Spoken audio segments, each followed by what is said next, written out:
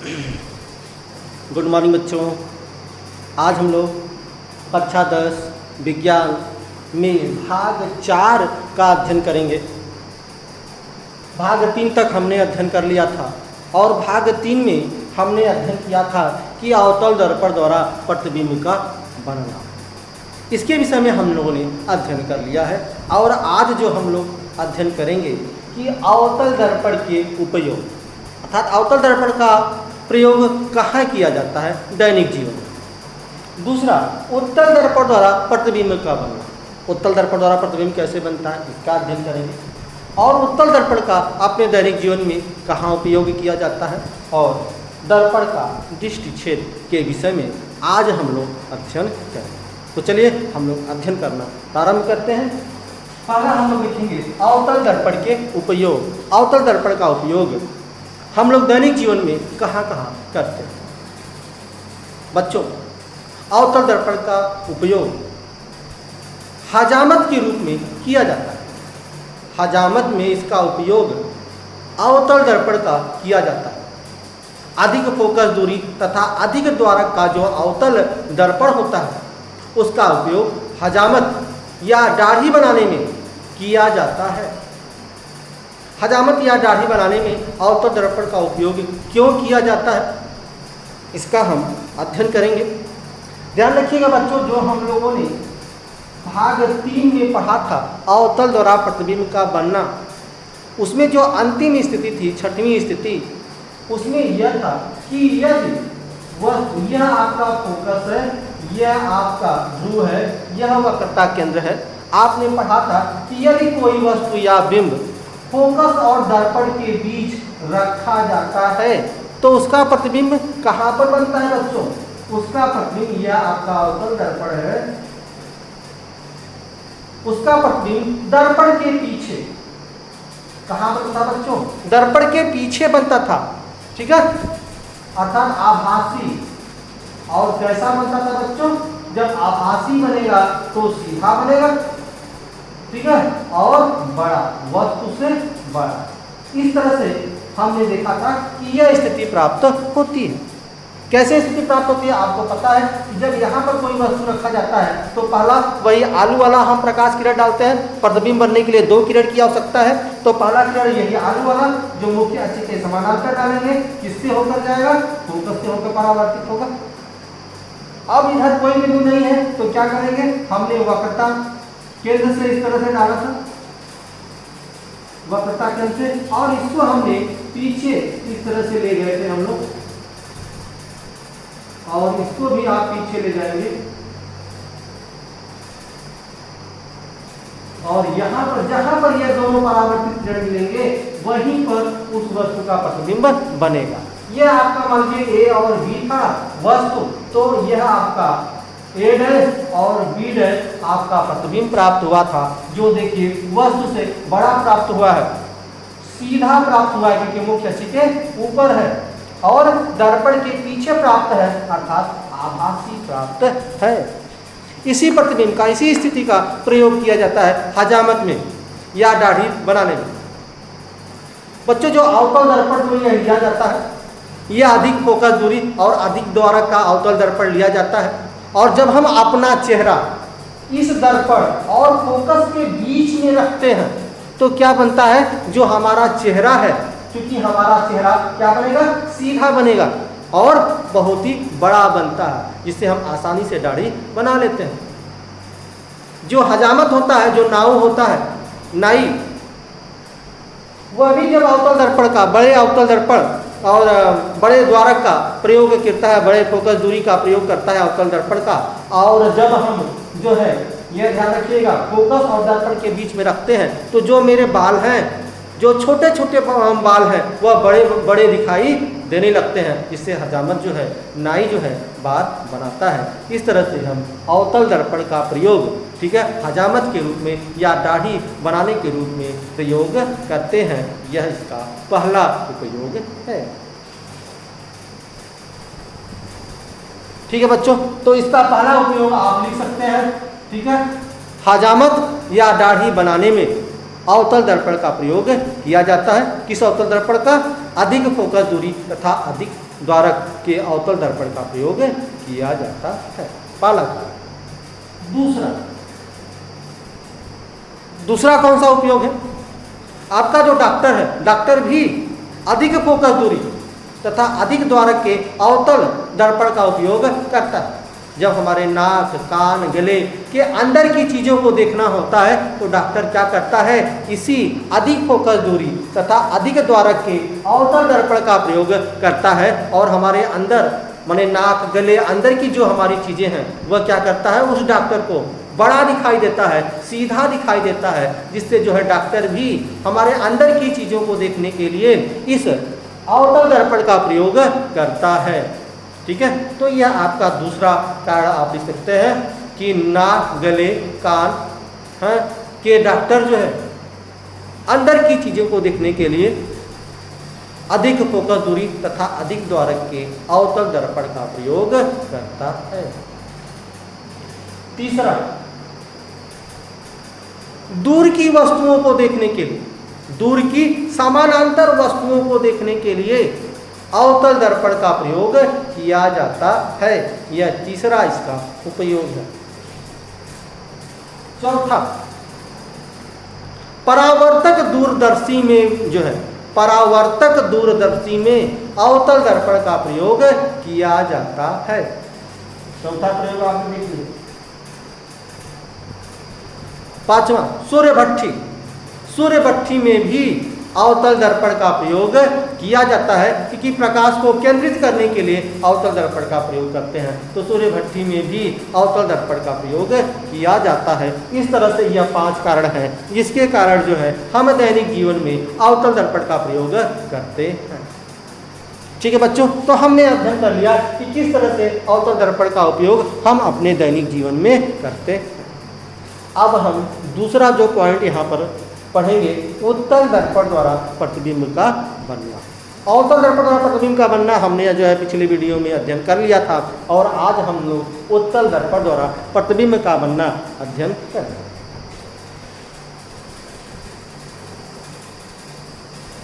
एक पॉइंट हो गया बच्चों। अब हम दूसरा पढ़ेंगे किस तरह से उत्तल दर्पण द्वारा प्रतिबिंब का बनना। अवतल दर्पण द्वारा जो हमने प्रतिबिंब का बनना पढ़ा था उसमें देखा था हमने कि 6 स्थितियां बनी थी, लेकिन जब हम उत्तल दर्पण का प्रतिबिंब पढ़ेंगे बच्चों तो हम देखेंगे इसमें केवल 2 स्थितियां बनती हैं। वस्तु कहीं भी रखा जाए जो उसका प्रतिबिंब बनता है वो हम लोग अध्ययन करेंगे। मान लीजिए, चलिए हम यहाँ पर देख लेते हैं, हम बना लेते हैं एक उत्तल दर्पण। यह आपका बच्चों है उत्तल दर्पण। जो आपका यह धंसा हुआ भाग है, इस भाग में हमने कढ़ाई कर दिया, ठीक है, और जो उभरा हुआ भाग है इस पर जो है प्रकाश का परावर्तक होगा, अर्थात यह उत्तल दर्पण होगा। और आपको पता है बच्चों, उत्तल दर्पण में जो फोकस है, ठीक है, या जो वक्रता केंद्र है वह क्या होता है, दर्पण के पीछे होता है। जो कलई किया हुआ भाग होता है, कलई की तरफ जो भाग होता है वह दर्पण के पीछे वाला भाग कहलाता है, और जहां से प्रकाश का परावर्तन होता है वह सीधा वाला भाग होता है।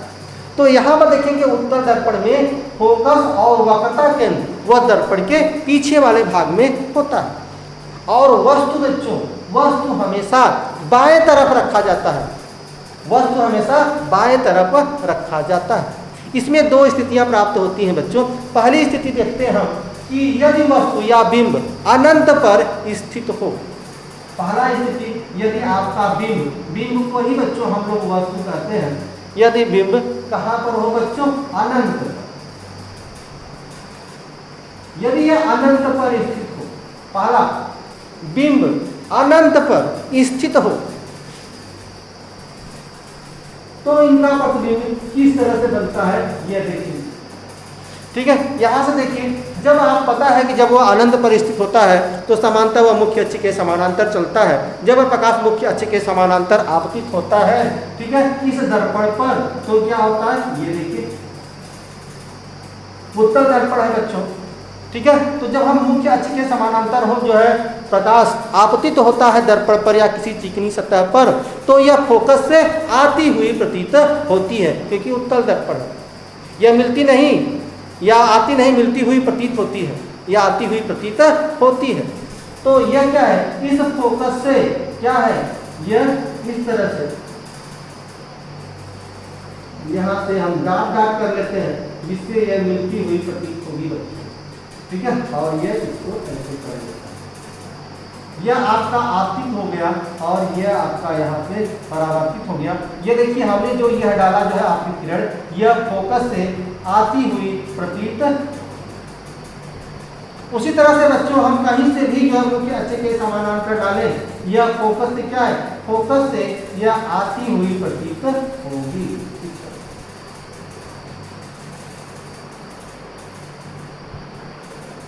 ठीक है, तो चलिए देखिए, एक जो है आपका यह परावर्तित किरण है, दूसरा यह परावर्तित किरण है। यह दोनों परावर्तित किरण दर्पण के पीछे फोकस पर जो है, यहाँ देखिए, यहाँ आप बढ़ाते चले जाएंगे इसको, यह कहीं पर नहीं मिलेंगे। जब इनको हम पीछे की तरफ मिलाते हैं तो ये देखते हैं फोकस पर ये मिलता है। अर्थात यदि वस्तु अनंत पर है तो उसका प्रतिबिंब कहाँ पर बनता है, फोकस पर बनता है। इनका आकार कैसा होता है, इनका आकार बिंदु के आकार का होता है। बिंदु के आकार किस तरह बन रहा है, दर्पण के पीछे बन रहा है, तो वास्तविक बनेगा कि आभासी, आभासी बनता है। और आपको पता है बच्चों, जो आभासी बनता है वह सीधा बनता है। इस तरह से बच्चों यह इसका पहला जो है स्थिति प्राप्त हुआ कि यदि वस्तु या बिंब अनंत पर स्थित हो, उत्तर दर्पण की बात कर रहे हैं, तो क्या होता है, उसका प्रतिबिंब, ठीक है, फोकस पर बिंदु और आभासीय बनता है। क्योंकि बिंदु का आकार होता है तो उधर उल्टा और सीधा का प्रश्न ही नहीं उठता।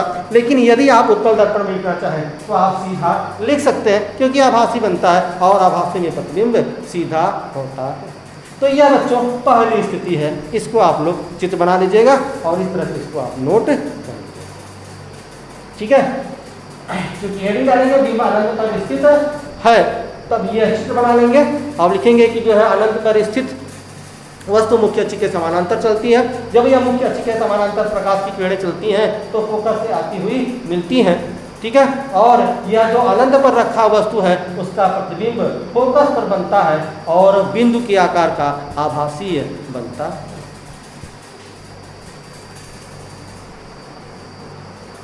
दूसरी स्थिति, क्यों दो ही स्थिति प्राप्त होती है बच्चों, एक स्थिति तो हमने बता दिया और दूसरी स्थिति यह है कि बिंब को, ठीक है, दर्पण से बिंब को अनंत और दर्पण के बीच किसी भी स्थान पर रखा है, उसका जो प्रतिबिंब बनेगा वह एक जैसा ही बनेगा। अर्थात बिंब को, ठीक है, अनंत और दर्पण के बीच और दर्पण के बीच कहीं भी रखा जाए या किसी भी स्थान पर रखा जाए, किसी भी स्थान पर रखा जाए, किसी भी स्थान पर रखा जाए, अर्थात दो ही प्रतिबिंब बनता है। एक अनंत पर बनेगा तो उसका जो है प्रतिबिंब कहाँ पर बनेगा, फोकस पर, और दूसरा देखते हैं कहीं भी जो है वस्तु को कहीं भी रखें, ठीक है, उसका प्रतिबिंब किस तरह से बनता है। तो चलिए बच्चों हम लोग बना देते हैं, यह आपका उत्तल दर्पण बना लेते हैं और इसके जो है गहरे हुए भाग पर कलई कर देते हैं। यह आपका उभरे हुए भाग का परावर्तन होगा और यह आपका क्या है, यह आपका बच्चों P है, यह आपका F है और यह आपका C। यह कराई की वस्तु को कहीं भी रखें, ठीक है, यह ध्रुव है और अनंत, ध्रुव और अनंत के बीच यहाँ पर वस्तु को रखें, यहाँ पर रखें, यहाँ पर रखें, कहीं पर भी रखें, उसका प्रतिबिंब जो है एक ही जैसा बने। तो चलिए मान लीजिए हम वस्तु को यहाँ पर रख लेते हैं, वस्तु को हम यहाँ पर रख लेते हैं, ठीक है। चलिए इसको बड़ा कर ले थोड़ा सा। तो पहला आप क्या करेंगे, पहला आप इस तरह से डालेंगे, ठीक है। तो किससे होकर जाएगा, यह फोकस से बहुत बड़ा कर दिए हम। चलिए थोड़ा सा इसी में एडजस्ट कर लेते हैं। यह आपका फोकस है और यह आपका वक्रता केंद्र है। तो यह फोकस से आती हुई प्रतीत होती है या मिलती हुई प्रतीत होती है। यह आपका पहला आपको पता है कि पहला जो है यह मान लीजिए आपका ए और बी यह वस्तु रखा है, और आपको पता है बच्चों कि जो है प्रतिबिंब बनने के लिए 2 किरण की आवश्यकता होती है, और पहला किरण तभी में आलू की तरह इसमें यूज किया जाता है। चलिए अब दूसरा प्रकार, मान लीजिए दूसरा हम वक्रता केंद्र से डाल दें बच्चों। दूसरा क्या डाल दें? वक्रता केंद्र से डाल दें।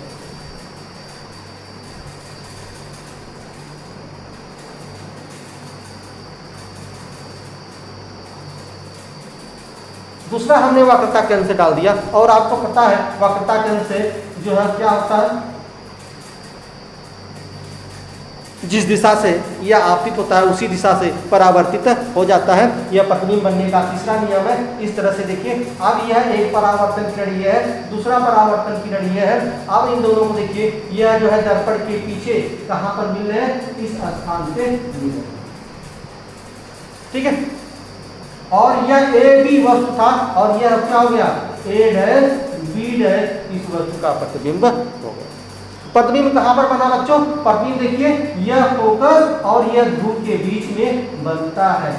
कहीं पर भी वस्तु रखा जाए बच्चों, चाहे यहाँ रखा जाए, यहाँ रखा जाए, यहाँ रखा जाए, कहीं भी वस्तु रखा जाए, उस वस्तु का प्रतिबिंब कहाँ पर बनता है? उस वस्तु का प्रतिबिंब ध्रुव और फोकस के बीच में कहीं पर भी बनता है। यही स्थिति प्राप्त होती है। पहली स्थिति प्राप्त हुई अनंत पर।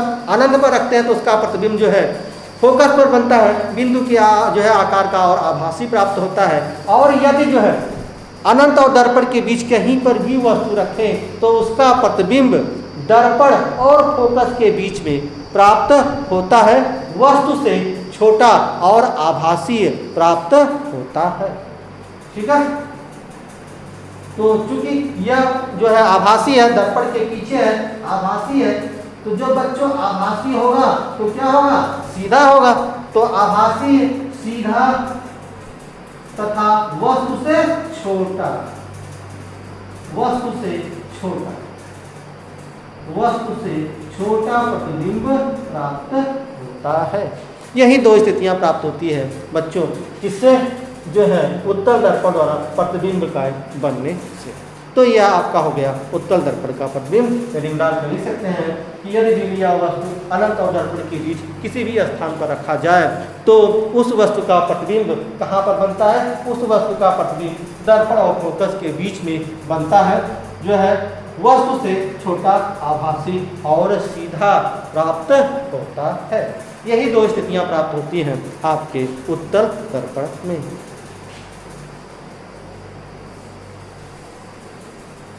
चलिए बच्चों, यह भी हमने अध्ययन कर लिया, ठीक है। यह दूसरा पॉइंट भी मैंने अध्ययन कर लिया। अब आते हैं किस पर? उत्तल दर्पण का उपयोग। उत्तल दर्पण का उपयोग हम कहाँ पर करते हैं बच्चों?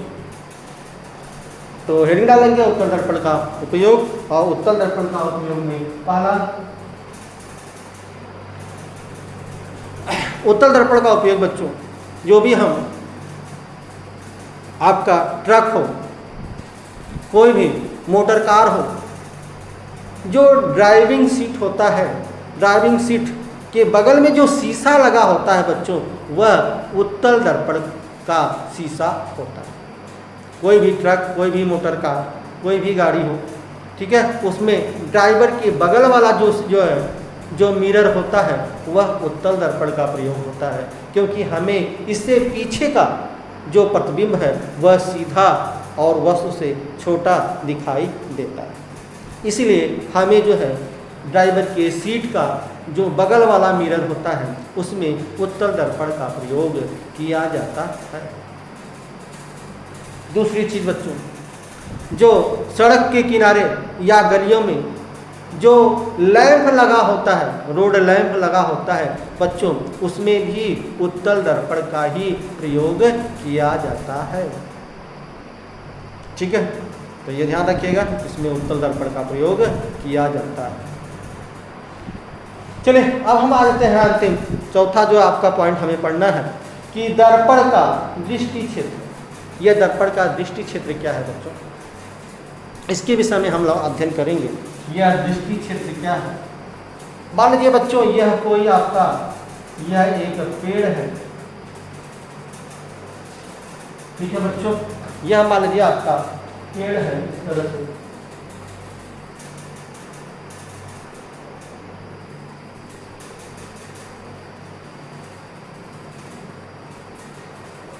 यह कोई आपका पेड़ है, ठीक है। और आपसे यह प्रश्न पूछा जाए कि किस दर्पण द्वारा, हमने सभी दर्पण पढ़ लिया है, ठीक है, हमने समतल दर्पण भी पढ़ लिया है, हमने समतल दर्पण का भी अध्ययन कर लिया है, समतल, अवतल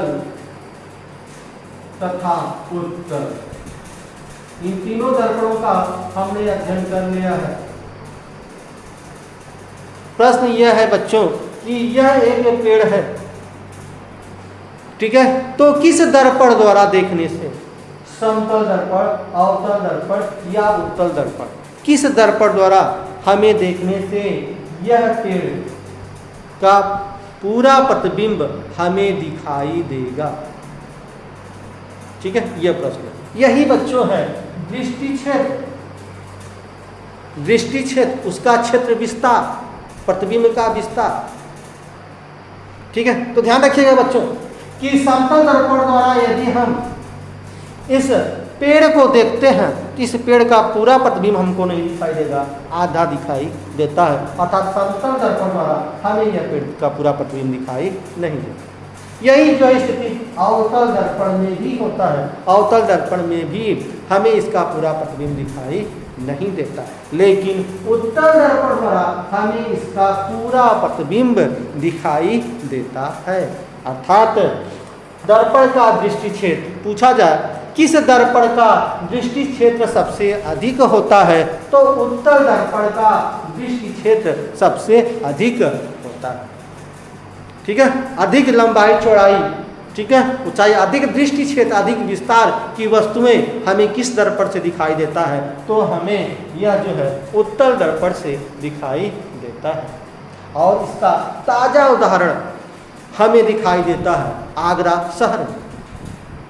आगरा शहर में जो आगरा का किला है, आगरा के किले के एक दीवार पर एक ऐसा उत्तल दर्पण लगा हुआ है, एक छोटा सा ऐसा उत्तल दर्पण लगा हुआ है जिससे पूरा ताजमहल का प्रतिबिंब दिखाई देता है, ठीक है। तो यह दर्पण का दृष्टि क्षेत्र का एक उदाहरण है आगरा शहर का, ठीक है। आगरा शहर का जो आपका आगरा का किला है उसके एक दीवार पर जो है आपका उत्तल दर्पण लगा हुआ है, और उस उत्तल दर्पण में आपके आगरे के ताजमहल का पूरा प्रतिबिंब हमको वहाँ पर दिखाई देता है। तो यह इसका उदाहरण है, किसका, दर्पण का दृष्टि क्षेत्र, ठीक है।